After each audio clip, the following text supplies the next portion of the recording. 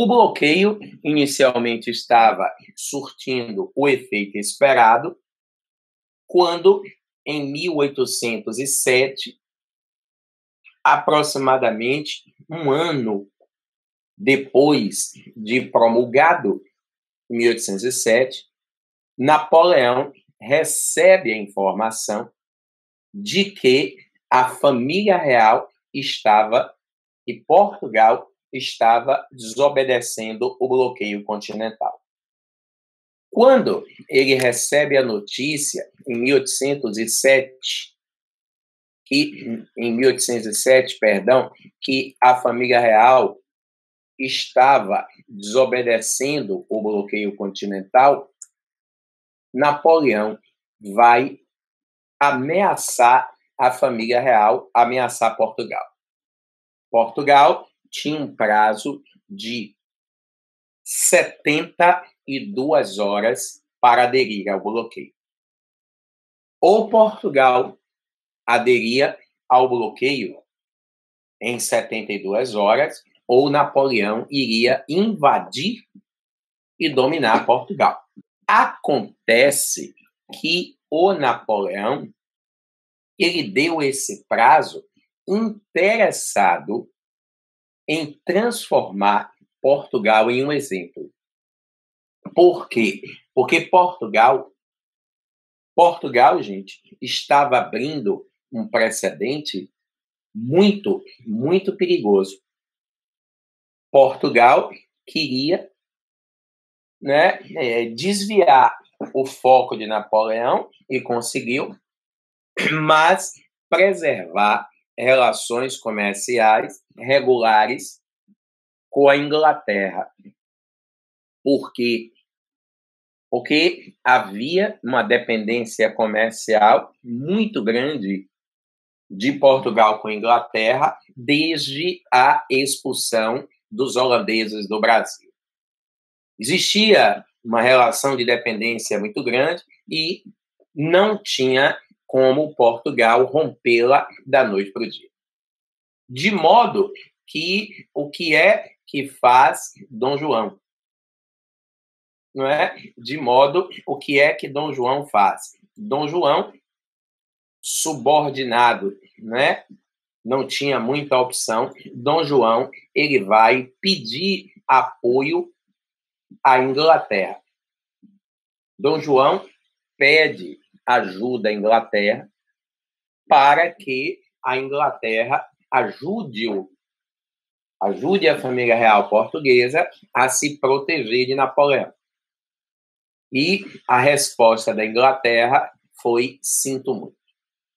Não tinha como a Inglaterra, a gente já falou que o que nós estamos vivendo nesse momento é uma fúria de titãs.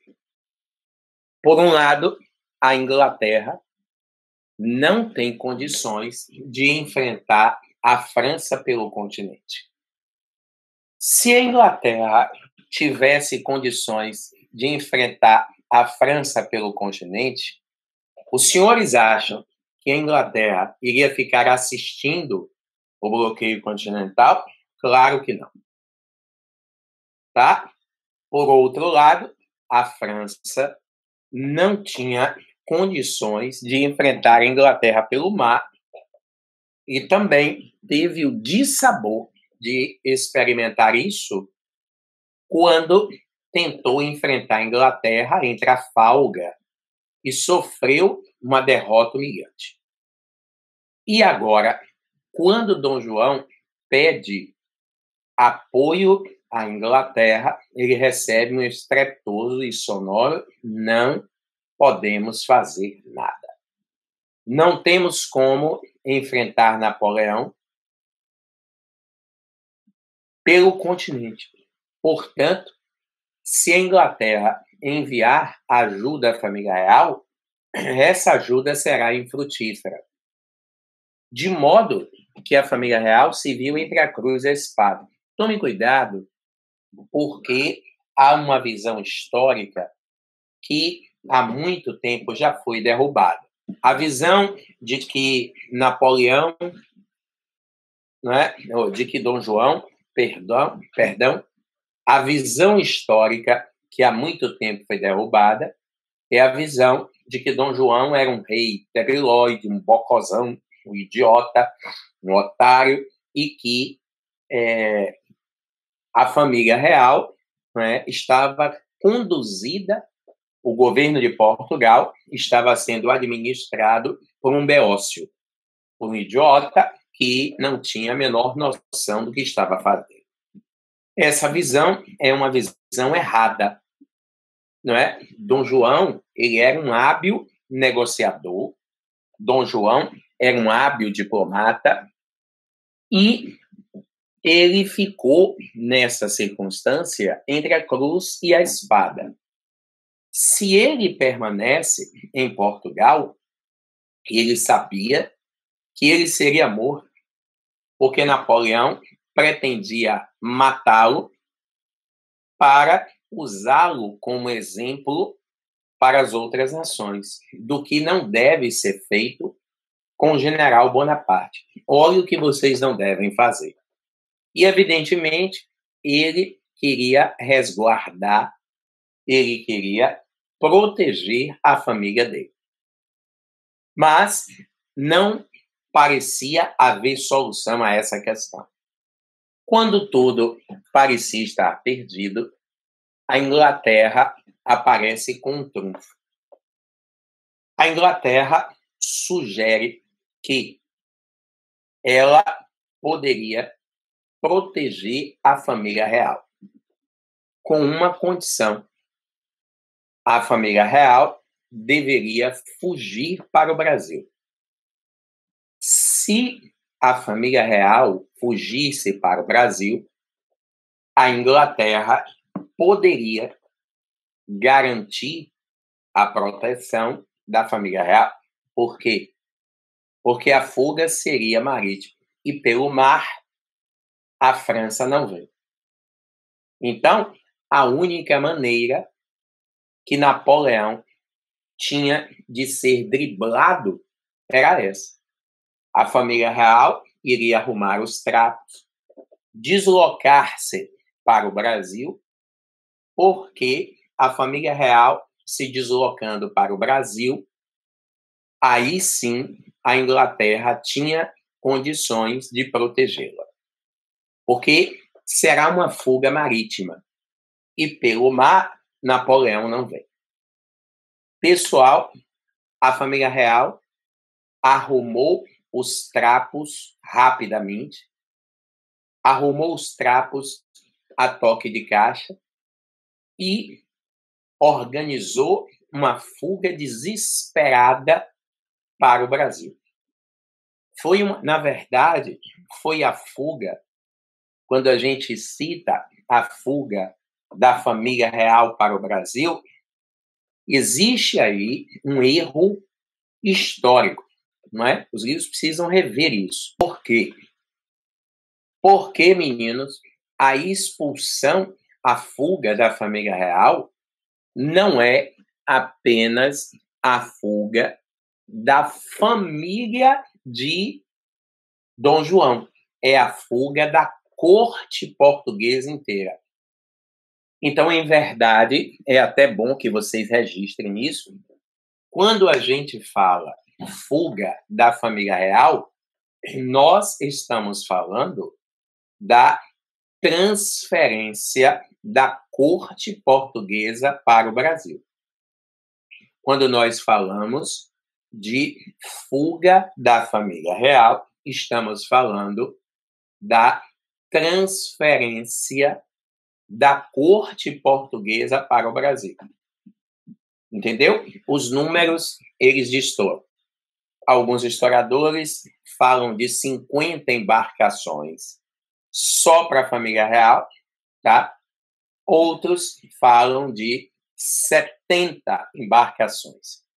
Então, foram de 50 a 70 embarcações somente para transportar a família real para cá.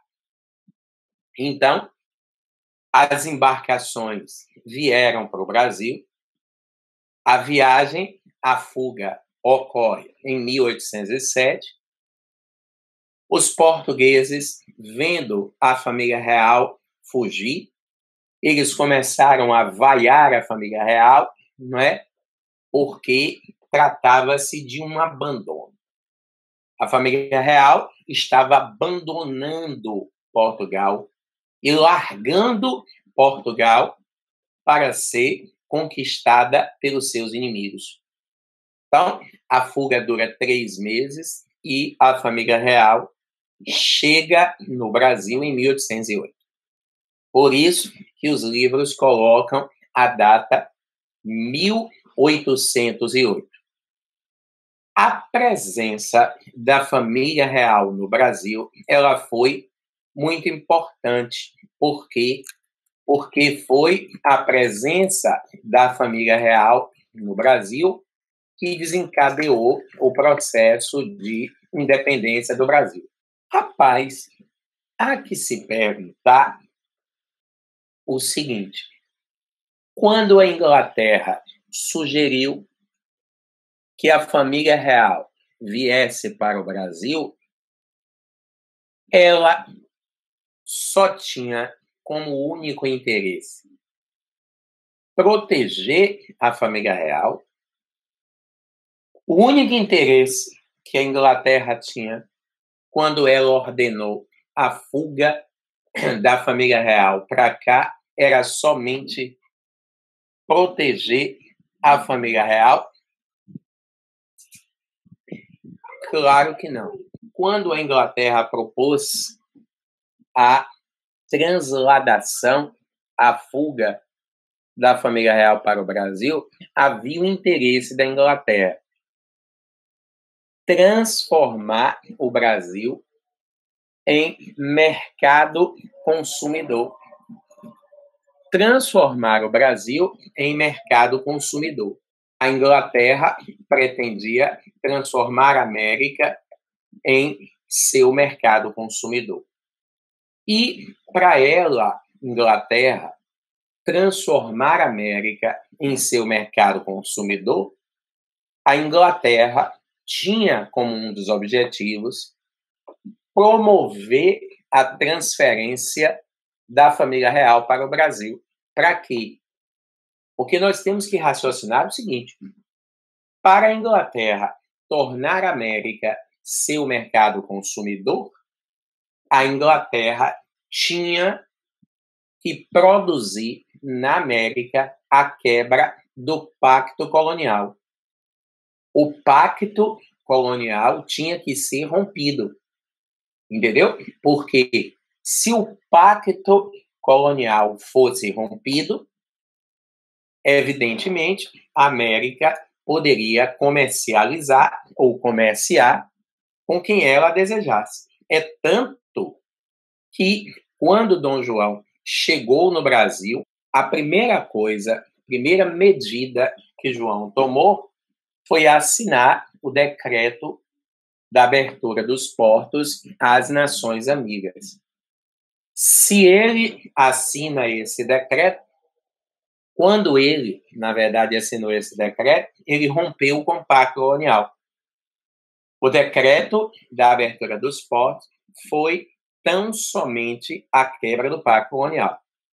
Então, rompendo com o pacto colonial, o comércio no Brasil estava aberto. É um liberalismo, é a ruptura do pacto. E o comércio no Brasil aberto, o Brasil pode estabelecer relações comerciais com quem desejar. Então, a Inglaterra, quando perde o mercado europeu, ela, Inglaterra, fica com as mercadorias enfunadas nas prateleiras. A Inglaterra não tinha, ao perder o mercado europeu, a Inglaterra não tinha para quem vender. Como ela, Inglaterra, não tinha para quem vender, a Inglaterra resolve forçar a quebra do pacto colonial na Europa, na América, perdão. Como a Inglaterra não podia vender para a Europa, a Inglaterra resolve forçar a quebra do pacto colonial na América para tornar a América seu mercado consumidor. Velho, quando a família real fugiu, Napoleão invade Portugal e ele está na França. Para invadir Portugal da França, ele tinha que passar pela Espanha, como era caminho, mesmo o rei da Espanha sendo ligado a ele, um aliado dele, muito próximo dele, ele aproveitou que era caminho, derrubou o rei da Espanha, deu o trono da Espanha de presente a seu irmão, José Bonaparte, e conquistou a Espanha também. Ele conquista a Espanha, conquista Portugal, e, dessa maneira, a única nação da Europa que não foi subordinada diretamente ao poder militar napoleônico era a Rússia.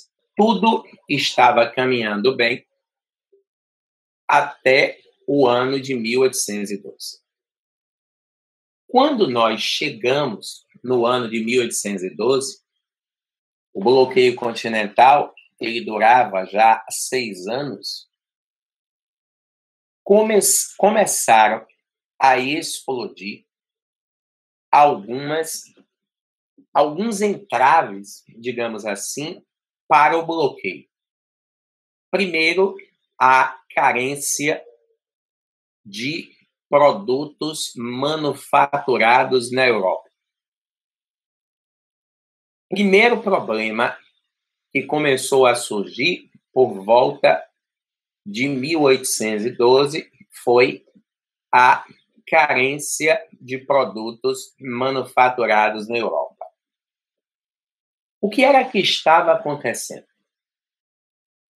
A indústria francesa não estava conseguindo suprir o mercado consumidor europeu.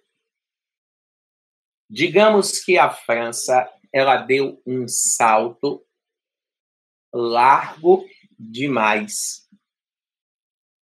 A França deu um salto muito largo. Por quê? Porque, da noite para o dia, a França passa a dominar um mercado consumidor gigante, um mercado consumidor exigente, que era a Europa toda, com um detalhe: o processo de industrialização francesa era muito recente. O processo de industrialização da França ele era muito recente.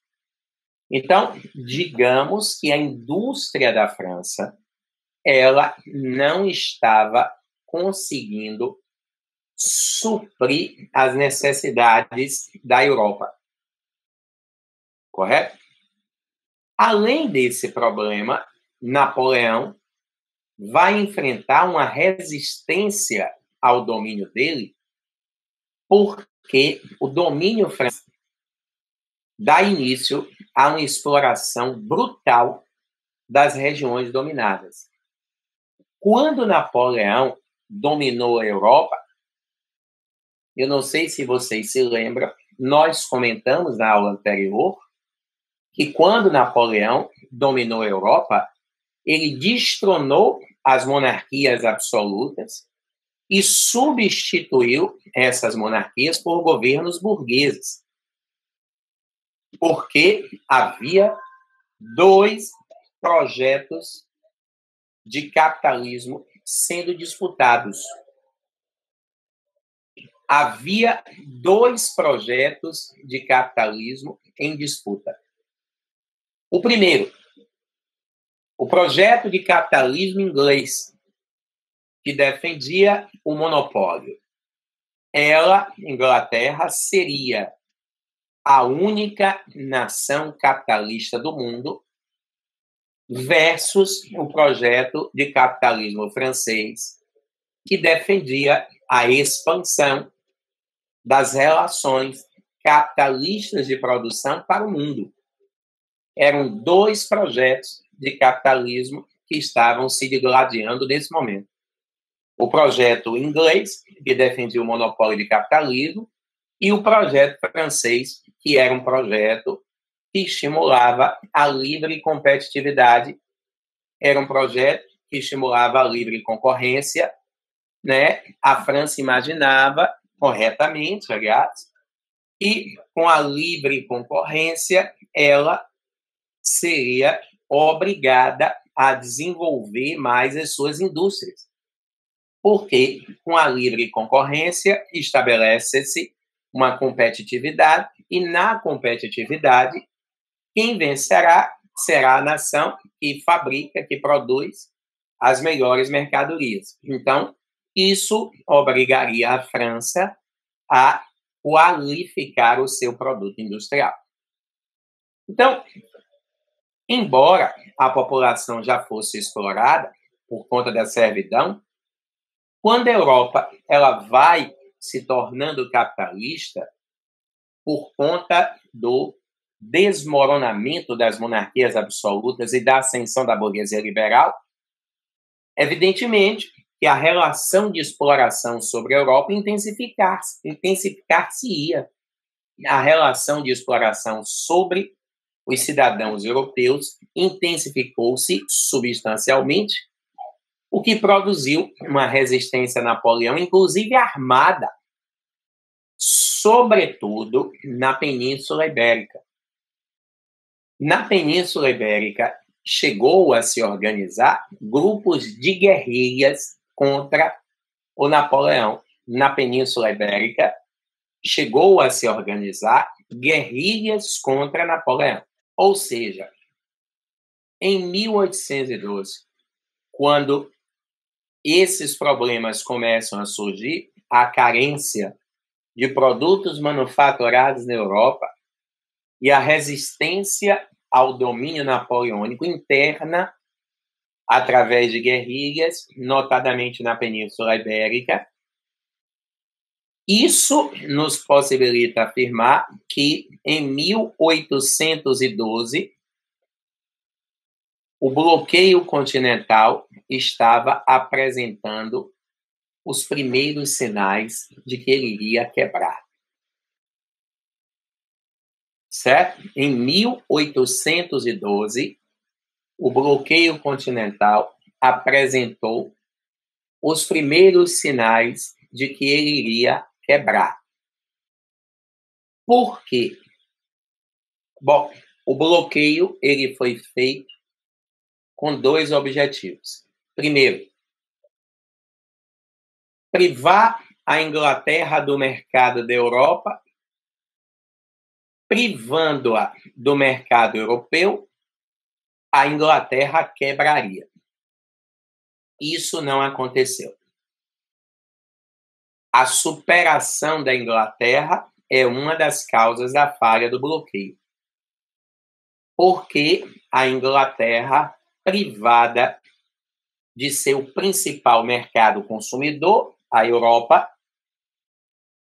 transformou a América em seu mercado consumidor. Daí, reitero, a pressão para a família real portuguesa fugir para o Brasil. Então, uma das causas responsáveis pela falha do bloqueio continental foi a superação inglesa ao bloqueio. A Inglaterra conseguiu driblar o bloqueio continental. A Inglaterra conseguiu driblar, tornando a América o seu mercado consumidor. Isso é uma falha do bloqueio. E a segunda falha do bloqueio foi a incapacidade de abastecimento da Europa por parte das indústrias francesas. As indústrias da França não estavam conseguindo suprir as necessidades do mercado europeu. E aí é que está. Quando a gente fala de produtos industrializados, nós temos produtos industrializados que são dispensáveis, ou seja, se você tivê-los em mãos ou não, não faz diferença.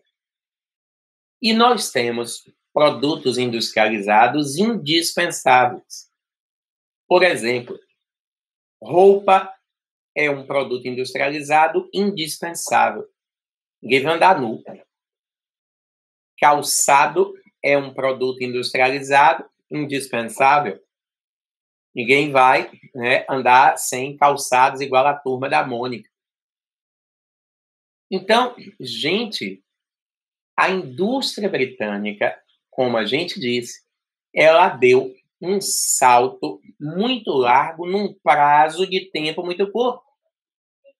De modo que o potencial produtivo da indústria britânica não estava suprindo a Europa. De repente, como o potencial da indústria francesa não estava suprindo as necessidades europeias, como o potencial da indústria francesa não estava suprindo a Europa, começaram a faltar produtos industrializados.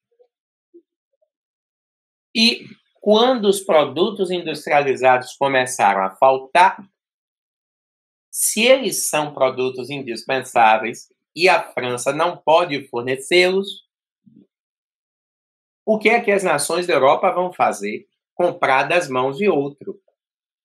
Mas não qualquer outro. Nesse momento, qual era, pessoal? A outra nação que tinha condições de suprir essa crise de abastecimento que as nações da Europa estavam enfrentando? A Inglaterra. Isso. Exatamente, teu, a Inglaterra. Então, a fórmula aqui é simples. Napoleão me obriga a comprar das mãos dele. Eu quero comprar das mãos dele. Mas ele não tem o produto para me vender. Aí dificultou. Correto? Então, a incapacidade da indústria francesa de abastecer o mercado europeu é uma poderosa falha do bloqueio continental. Engraçado, a principal razão pela qual o bloqueio estava falhando era por culpa da própria França, que não estava conseguindo suprir o mercado europeu. Então, algumas nações da Europa estavam vivendo crise de abastecimento. Sem poder comprar da França, elas começam a furar o bloqueio e comprar da Inglaterra. Então, a Europa, vivendo crise de abastecimento, ela começa a romper com o bloqueio e a primeira nação de todas, a primeira nação a romper com o bloqueio continental foi a Rússia. A primeira nação de todas a romper com o bloqueio continental foi a Rússia. Quando a Rússia rompeu com o bloqueio, todas as outras nações saíram atrás, pegaram carona, vão rompendo com o bloqueio continental, as outras nações vão atrás, pegam carona, vão rompendo com o bloqueio continental. A Rússia, ela abriu a cancela. Quando a Rússia abriu a cancela, Napoleão Bonaparte, puto com a Rússia, resolveu invadir a Rússia. Napoleão, colérico com a Rússia, porque a Rússia estava desobedecendo o bloqueio e ela precisava ser punida para servir como exemplo.